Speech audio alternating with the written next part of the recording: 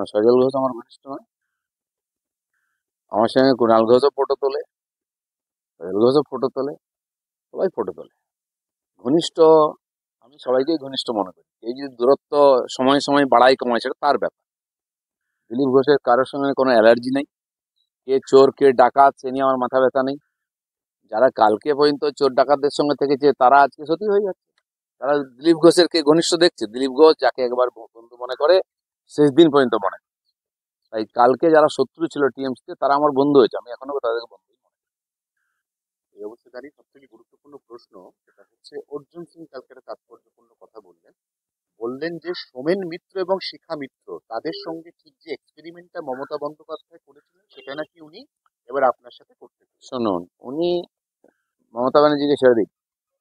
আমি যখন মমতা ব্যানার্জির চোখে চোখ রেখে লড়াই করি 15 সাল থেকে, তখন এই নেতারা মমতা ব্যানার্জির কোলে খেলাধুলা করতেন, তার বাড়িতে গিয়ে এঁঠো কাটা খেতেন, নাস্তা করতেন, বাড়ির সামনে লাইন দিয়ে বসে থাকতেন। আর এখন হঠাৎ বিজেপি হয়েছে, হঠাৎ বিজেপি যারা দেখুন লাফাচ্ছেন, 21-এর বিজেপি। তো তারা সকালবেলা বিজেপিতে নাস্তা করেন, দুপুরবেলা টিএমসির বাড়িতে গিয়ে লাঞ্চ করেন, আবার রাত্রেবেলা বিজেপিতে এসে ডিনার করেন। দিলীপ ঘোষের দিকে কেউ বলতে পারবে এ কথা? দিলীপ ঘোষ আজকে 4 আনার মেম্বার বিজেপি, এখন তো ফ্রিতে মেম্বার, আর কোনো পোর্টফোলিও নেই। দিলীপ ঘোষ বিজেপিতে আছে। কারো খালি চাকরি চলে যেতে, টিকিট চলে যেতে একবারে হুড় করে ইন্দ্রের মতো চলে যাচ্ছেন বিজেপি থেকে, আবার হাওয়া ঘুরতে হুড় করে চলে আসছেন। তারা যেন দিলীপ ঘোষের ক্যারেক্টার সার্টিফিকেট না। রাজনীতিতে কোনো কিছুই অসম্ভব নয়। তাহলে কি আমরা এবার কোথাও না কোথাও রাজনৈতিক বিশ্লেষকরা যেরকম মনে করছেন যে এই যে সখ্যতা ঘনিষ্ঠতা আপনি গেলেন, অত্যন্ত কর্ডিয়াল ব্যবহার পেলেন, কুশল বাক্য বিনিময় করলেন, এটা কি অন্য কোনো রাজনৈতিক সমীকরণ? যারা বিশ্লেষণ করছেন তাদের সঙ্গে আমার এরকম সম্পর্ক। আর তারা অনেকে 21 সালে দিলীপ ঘোষের পেছনে পেছনে ঘুরতো 1 লাখ 2 লাখ টাকার জন্য। কে আমার বিশেষজ্ঞ হয়ে গেছে, কে আমার উপদেষ্টা হয়ে গেছিল। আর 21-এর যে রেজাল্টটা খারাপ হলো, আবার জামা পাল্টে নিয়ে দিদির আঁচলের তলায় লুকিয়ে আছেন, দিলীপ ঘোষকে সার্টিফিকেট দিচ্ছেন। আরে এরা অন্য দাস সব, দিলীপ ঘোষ বুক ফুলিয়ে বলবে, কারণ দিলীপ ঘোষ কারোর সঙ্গে অ্যাডজাস্ট করেনি। আমি সবাইকে চ্যালেঞ্জ করছি যারা টিভি দেখছেন, বলছি একজন একটা প্রমাণ দিন যে দিলীপ ঘোষ কোনো টিএমসি নেতাকে ফোন করেছে।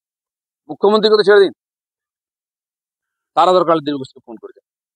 এবং কেউ বলতে পারবে না যে আমি ফেসবুকে বা ফেস টাইমে বা হোয়াটসঅ্যাপে ফোন করি, বা রাত্রেবেলা গিয়ে টিএমসি নেতার বাড়ি যাই কালীঘাটে গিয়ে। দিলীপ ঘোষ লড়াই করেছিল, লড়াই করছে, কারণ দিলীপ ঘোষ বিজেপিটা বোঝে।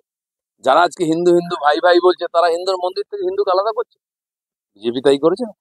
কাশী বিশ্বনাথ মোদী তৈরি করেছে, কেউ বলবে মোদীর মন্দির, সবাই মাথা ঝুঁকছে। আমি তো বলছি যদি জগন্নাথ মন্দিরে গিয়ে কেউ মাথা ঠুকে দেখে কি টিএমসি হয়ে যাবে? এত বোকা ভাবেন মানুষকে আপনারা? আর সিপিএম একসময় বলতো যে ওই বিবেকানন্দ আর এই বিবেকানন্দ, এটা আরএসএস এর বিবেকানন্দ, এটা আলাদা। টিএমসি বলেছে রামায়ণের রাম আলাদা, বিজেপির রাম আলাদা। আমরা তা মনে করি না। যেটা পুরীতে জগন্নাথ আছেন সেই জগন্নাথও দীঘাতে আছেন, যার যেখানে ইচ্ছা যান। আমরা ভেদাভেদ করি না।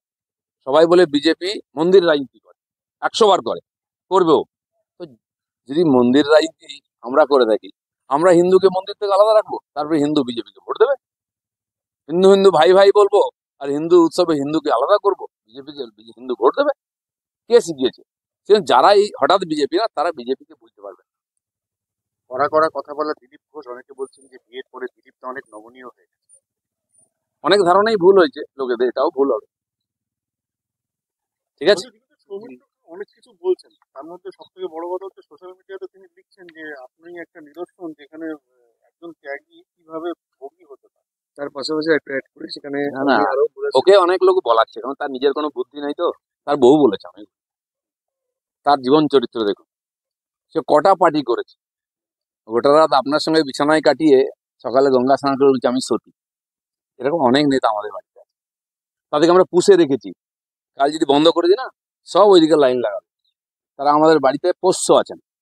বিজেপি পুষেছে অনেক নেতাকে, যারা পেপারে বলছেন, যারা নেতাগিরি করছেন, কাল বন্ধ করে যাবে। সেই জন্য দিলীপ ঘোষকে জ্ঞান দিতে আসবেন না। আপনাদের কাল চরিত্র, রোজ যে পার্টি পাল্টায়, রোজ যে বিছানা পাল্টায়, সেসব লোক অন্তত যাই পুরো বিজেপি নিয়ে কথা যেন না বলে, আর দিলীপ ঘোষ যেন বলতে না পারে। দিলীপ ঘোষ খালি হাতে বিজেপিতে এসছে, রাজনীতি এসছে, খালি হাতে যাবে। কোনো বোঝা নিয়ে আসেনি, কোনো বোঝা নিয়ে যাবে না, কিন্তু মাথা উঁচু করে রাজনীতি করবে যতদিন বিজেপি। সৌমিত্র খান বলছেন যে দিলীপ ঘোষ, মুকুল রায়, বাবু ছেড়ে দাও, সৌমিত্র খান কে? ভিক্ষা করে খাওয়া পার্টি, এঁঠো খেয়ে জীবনযাপন করেছে, সে এবার নেতা, তার কথায় গুরুত্ব দেয়। পরশু দিন সে শুভেন্দু অধিকারীকে গালাগালি দিচ্ছে, তারপরের দিন সুকান্ত মজুমদারকে গালাগালি দিচ্ছে। বাপকে জিজ্ঞেস করুন তার।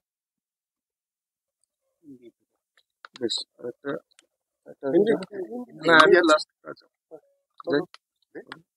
আচ্ছা, সিপাহি পার্টি অফিসে একটা ধন্যবাদ পরিস্থিতি তৈরি হয়েছে। যারা দিলীপ ঘোষ পন্থী আপনার পন্থী তাদের উপর একটা আক্রমণ হয়েছে এবং আমার পন্থী বিজেপিতে কেউ নাই, আমি বিজেপি পন্থী। আমি প্রেসিডেন্ট ছিলাম, লোক আমার সঙ্গে ঘুরতো। এখন আমাকে পার্টির কার্যকর্তার নেতা মনে করে, আমার সঙ্গে ঘরে যান। মালদায় আর মুর্শিদাবাদে আমি সভা করে এসেছি, কোনো নেতার হিম্মত হয়েছে এখন সভা করার? মালদায় ডিএমএ আমি ধরে ঘেরাও করেছি, হাজার হাজার লোক এসেছে, আমার প্রেসিডেন্ট আমাকে বলেছিলেন, আমি গেছি।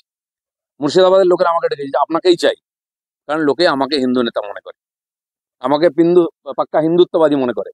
যান, জঙ্গিপুরে কারোর দম আছে, গিয়ে সভা করবে, দিলীপ ঘোষ করে এসছে। কি আসল হিন্দু, কি হিন্দুর নেতা, এটা পাবলিক জানে। রাতারাতি হিন্দু নেতা হতে যেও না, হিন্দুত্ব সবার গায়ে সাঁটে না। চলো, ধন্যবাদ।